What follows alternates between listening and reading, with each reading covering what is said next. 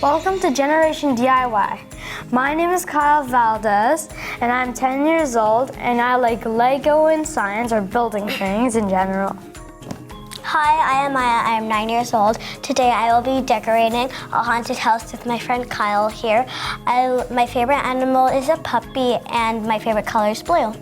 So first, I'll be making the base of the house. I'll be putting a door, a haunted house. So I will be making some cool little creatures out of like this fondant, and first I will be making a pumpkin. So what I'm doing is you just add pieces to you, build random pieces, and then if it starts to make a picture, if it starts to making something good, you keep on building.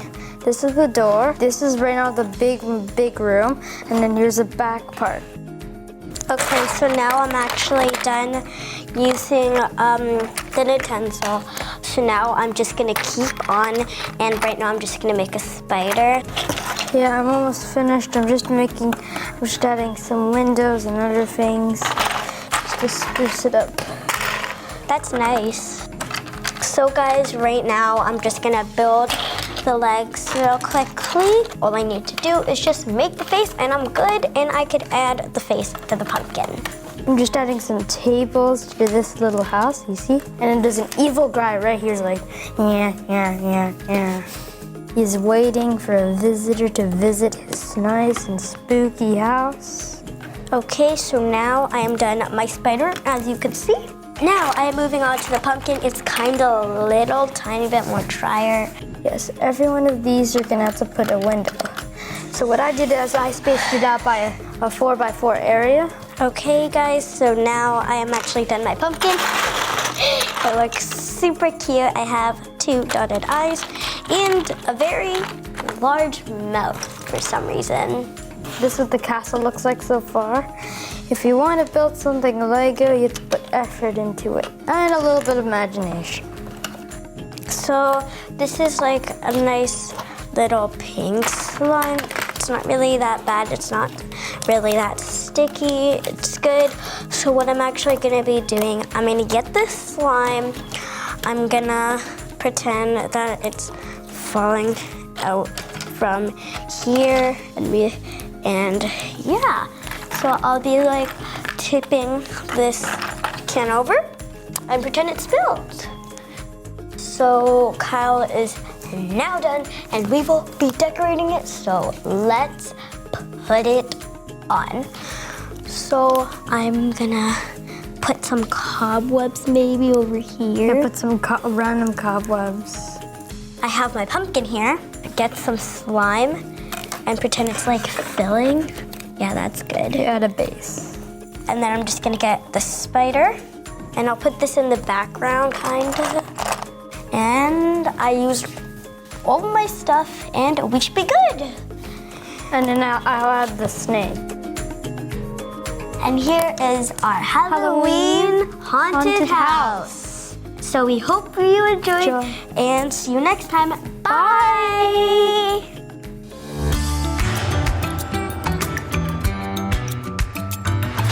Hey guys, Rechie Valdez here with Gen Learners. It's the Halloween special. I'm super excited to have Kyle and Maya with me today to help decorate these amazing vanilla cupcakes.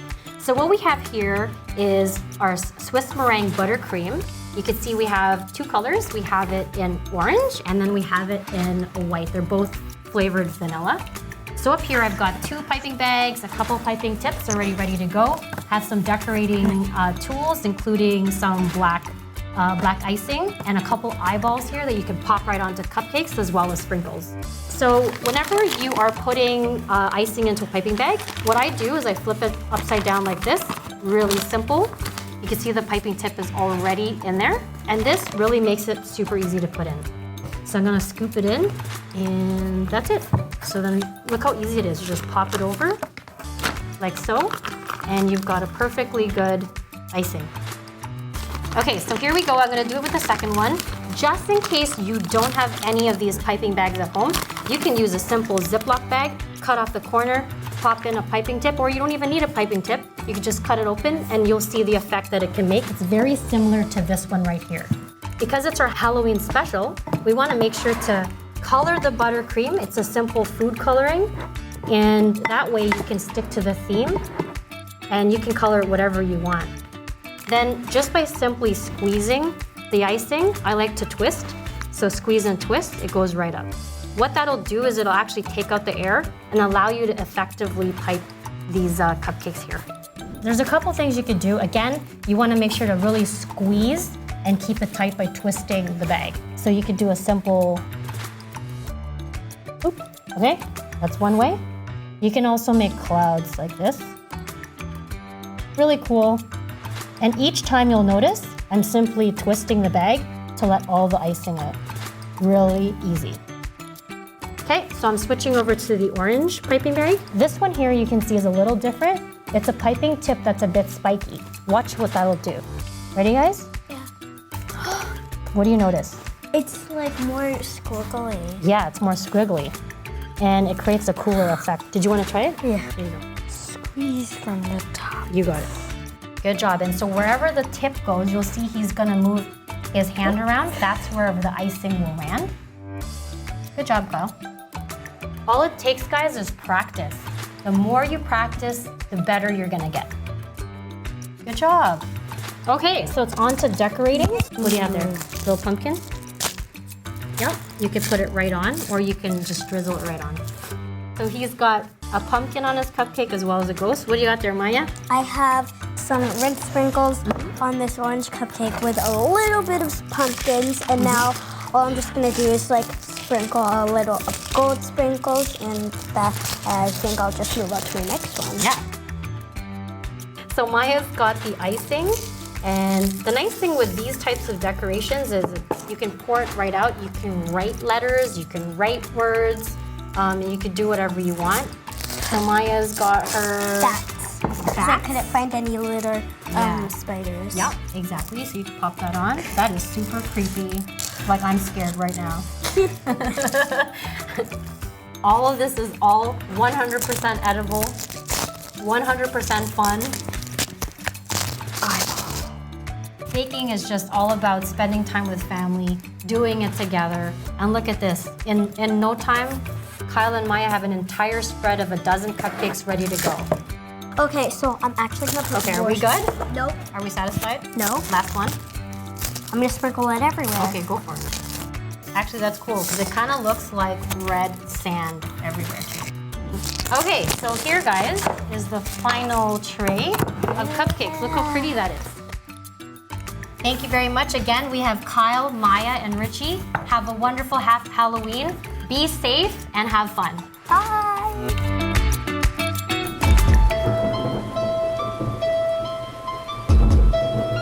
Hey guys, welcome to Rated PG, Pinoy Generation. I'm your host, Gabrielle, and I'm with my friend, Mark, and today is our Halloween special! Woo!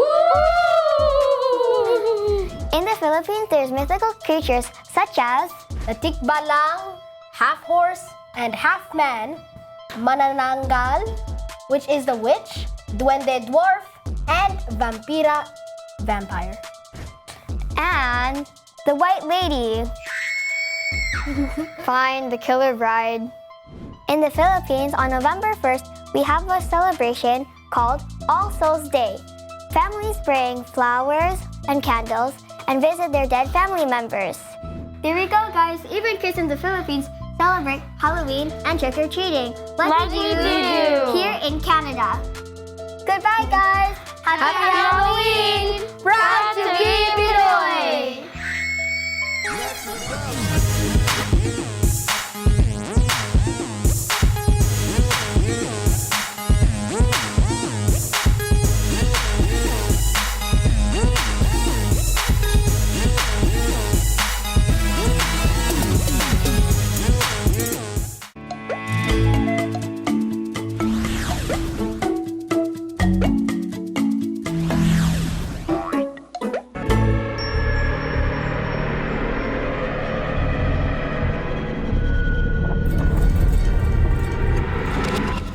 Good evening, I'm Lolo Basyong, sometimes called Kuya Nestor. Thank you for inviting me here at Get Inspired Halloween Special. I will say a few lines about paranormal or mystic creatures that could still be existing up to now. Some people say it is a myth. Some say it is true. But not to people who are not from the wilderness. People like you, who are born and raised in this urbanized area. To you, you might just say, oh, this is just a product of your wild imagination. But how can you imagine something without basis, without pattern, without experience? Whatever they believe, there are stories that were handed down from generation to generation about this mystic being or devilish creature. This part of the season called Halloween is a period when you could see people portray or make themselves look weird or unearthly creatures or being. But how do we know what is real or who is not?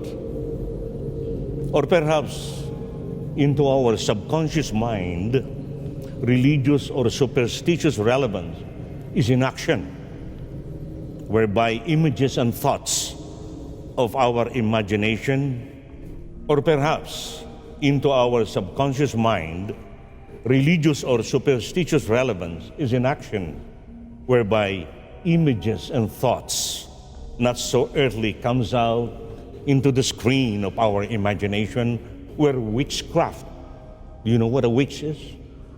Witchcraft and its other allied forces draws you near to reality. It could go to real action. I will bring you to your thoughts, or let us travel our thoughts to a country somewhere in the Orient Seas. The name of the country is Mantislandia. You know what the mantis is? You know, the praying mantis or the deadly mantis? From a distance, this country looks like a deadly or praying mantis. And in the olden times, not so long ago, this country does not have the luxuries of other communities. No electricity, only few township has. Generally, in the countryside, people use traditional lanterns or flashlight for the few who can afford to buy it. By nightfall, mysterious events or activities not humanly happen under cover by the shadow of darkness. Yes, they operate in the dark, but not to a particular devilish creature called manananggal. This flying witch is exercising its evil work during full moon. They are not the kind of witch that we see in English movies, not the ones flying with broom as their carrier. It's not. These Mantislandia witches are flying on their wings, only half body from waistline to head, and particularly women-looking creature. The other half of the body, from waist downwards, are left in a forested area, guarded by evil spirits, so that it cannot be repelled. It could repel the intruders or normal people who might apply garlic to it. You know why garlic? Because once the garlic is applied to the other half of the body, it will be impossible for the other half to reconnect again. So that's why there are evil spirits guarding the other half. Most of their prey or victims are mostly pregnant women. See? So the pregnant women are are not supposed to be exposed, especially during that time. During these times, roofings of houses were not made of aluminum or galvanized materials. Roofings are of dried long grasses or hay, bundled neatly and installed as roofings of houses. But still, it is very easy for anyone who shall be on top of the roof to make an opening.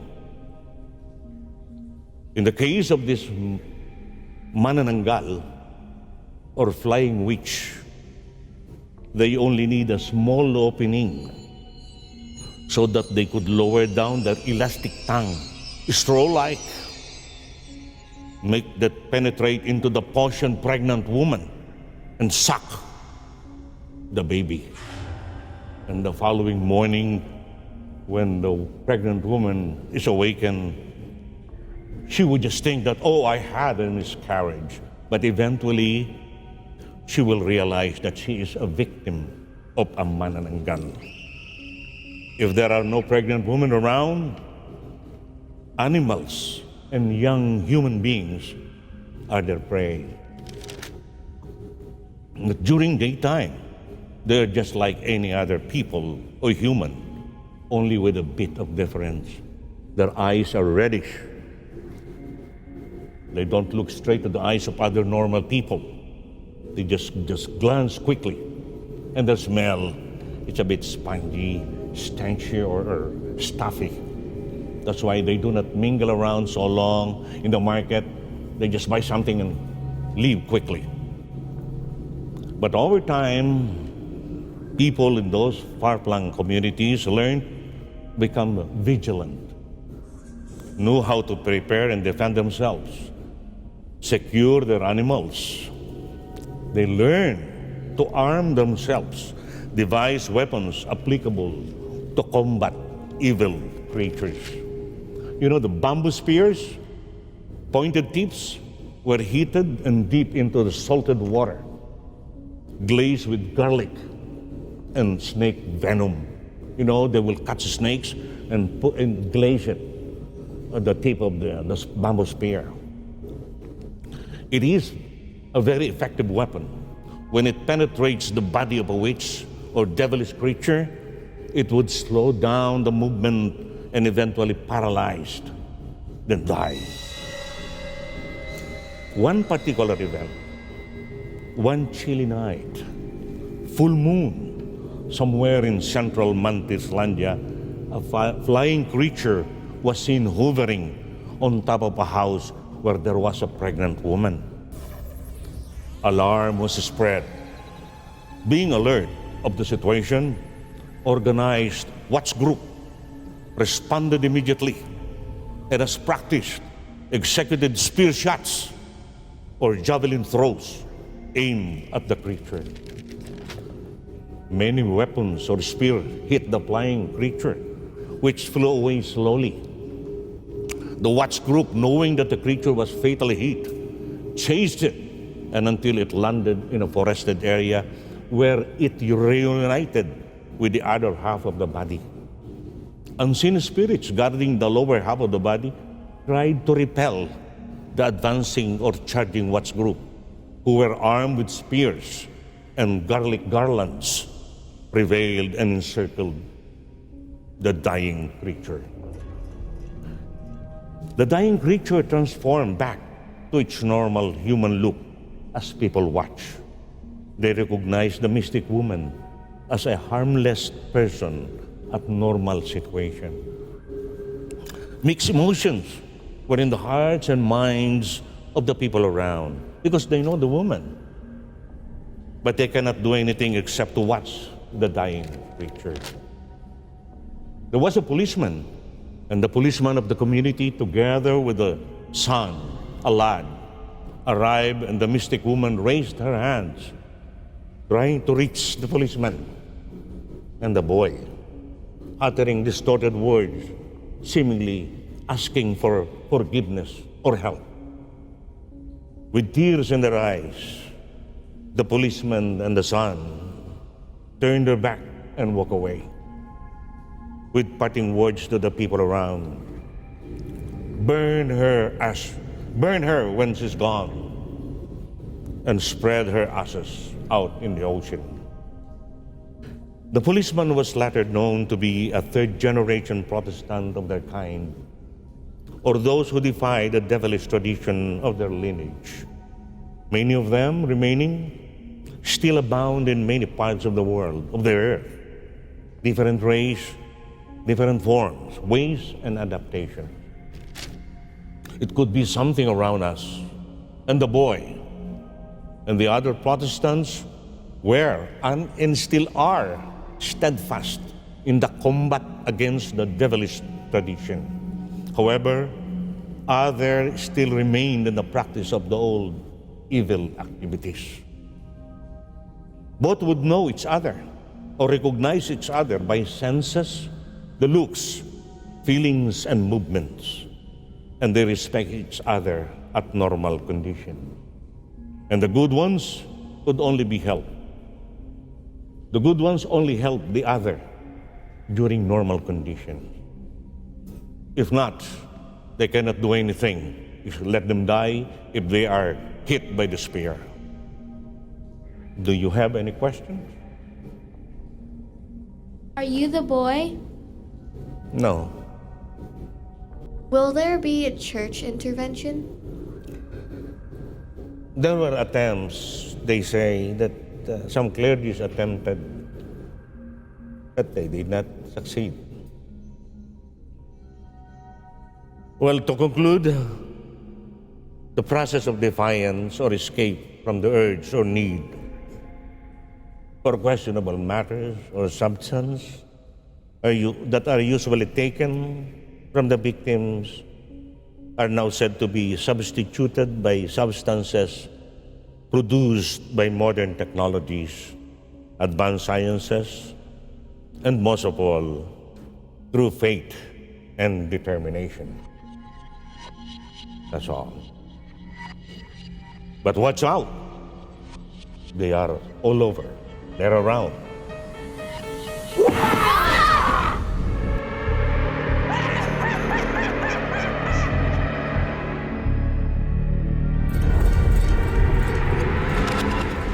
That concludes tonight's story.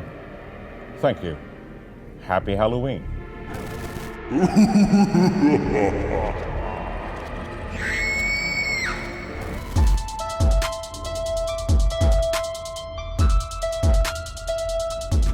Happy Halloween!